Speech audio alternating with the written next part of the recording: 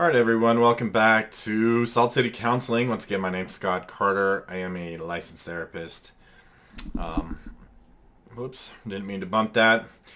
So today I've got a video that has to do, again, with parenting.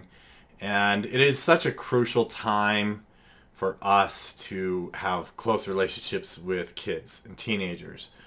The world appears to be kind of falling apart.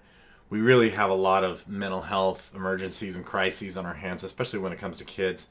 I talk about this all the time. My local area is a huge hotspot for teen suicide and teen mental illness.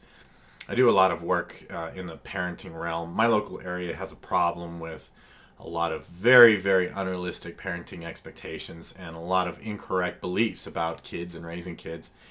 And as you know, the saying goes, we were all teenagers, but what it was like to be one.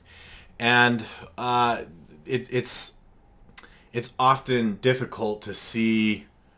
Parents, they just have very, very unrealistic expectations when it comes to their teenagers' behavior. And the more that they foster those unrealistic expectations, the more it just turns into kind of a disaster. I get calls from parents all the time saying, they're frustrated with their kid because their kid is unmotivated, dishonest, says they did their schoolwork, and then they look at the grades and they have all F's. The kid says, I was at this person's house, and it turns out that they weren't at that person's house. And I'm frustrated that my kid is lying to me. I hear this stuff all the time. I'm going to come at this from a couple of different angles, probably in a couple of different videos. But this one is really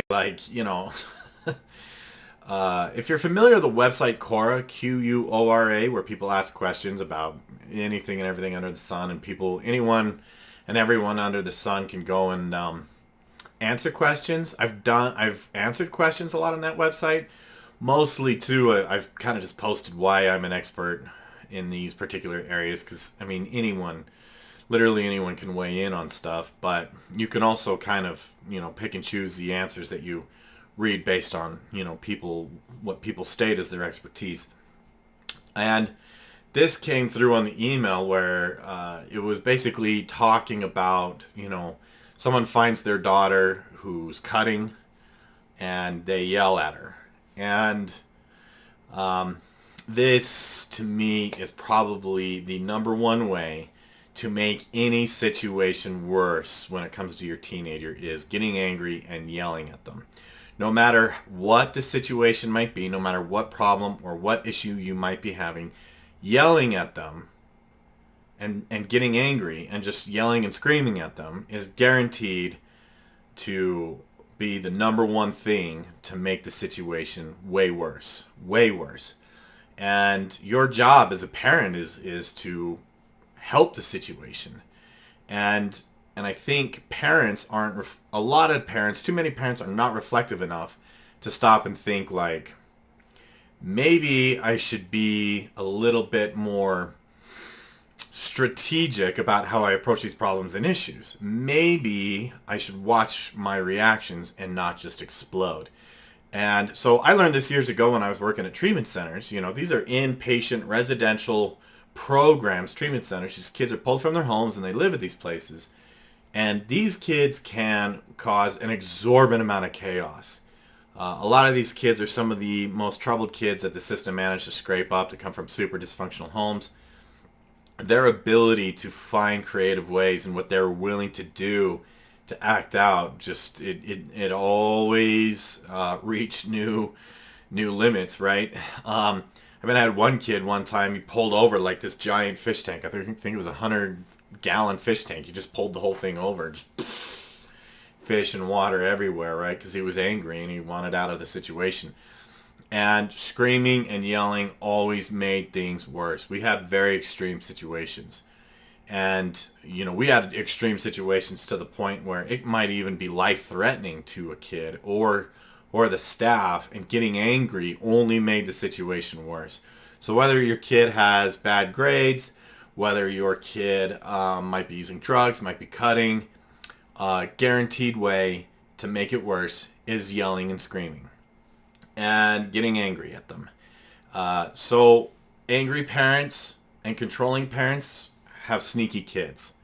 So this is basically what I'm accustomed to seeing, right? The parents learn that the kid has got a problem or an issue. They respond with an angry, controlling, a punitive response, yelling, anger. Kid becomes more sneaky and are hiding bigger secrets. The parents inevitably stumble on those secrets, get angry, even more angry, more punitive, find a bigger stick to hit him with, and the kid gets even more, acts out even more. They get more sneaky. Maybe they start hiding bigger things. And around and round and round we go. These parents are irrational. To me, these parents are taking it personally. And to me, these parents are thinking, what about me instead of what's good for my kid?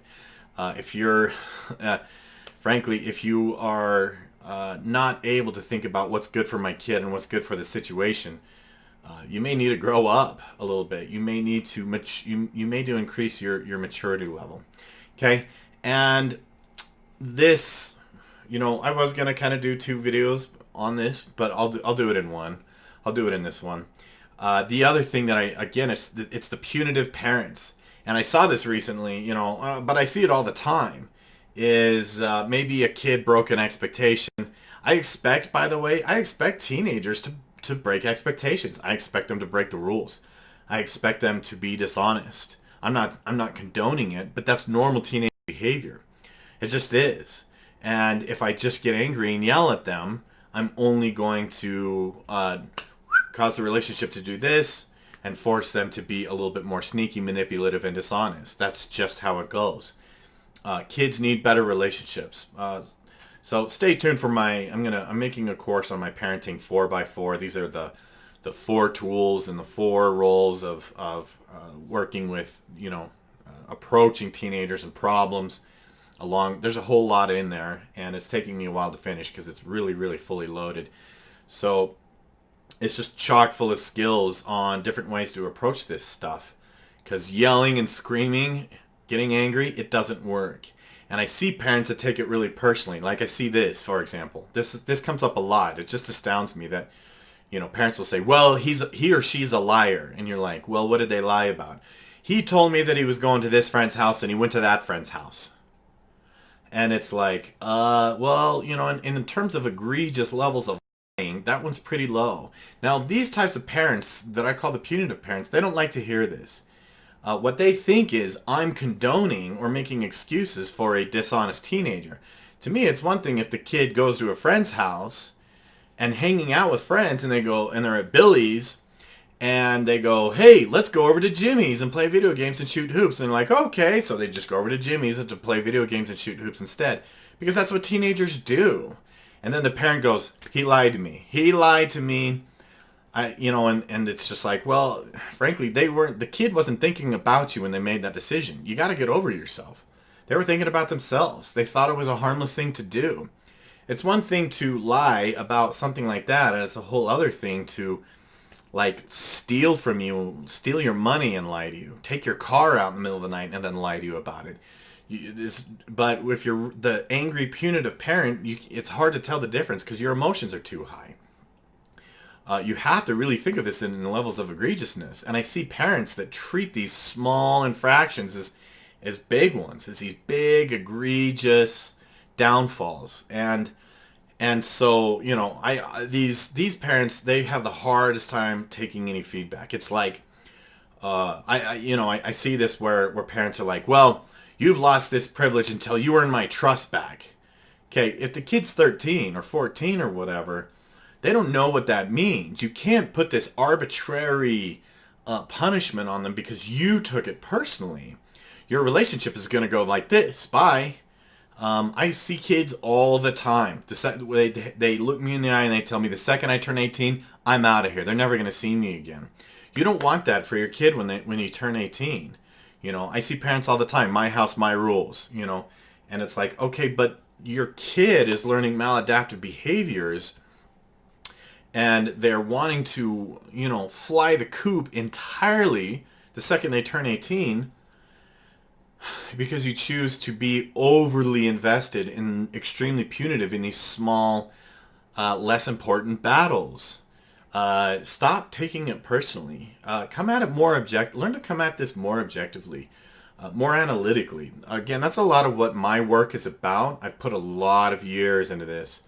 I just, I mean, I'm going to sound arrogant. Oh, well, I have a pretty prolonged history right at this point of straightening families out and getting them on the same page. Kids behaving, parents are happy, parents are, everyone's on the same page, the family's functioning, the family has good relationships, they have a lot of fun, they're close, they're bonded, the parents get the behaviors that they want. There's a way to go about getting that from your kid, and it's not yelling and screaming.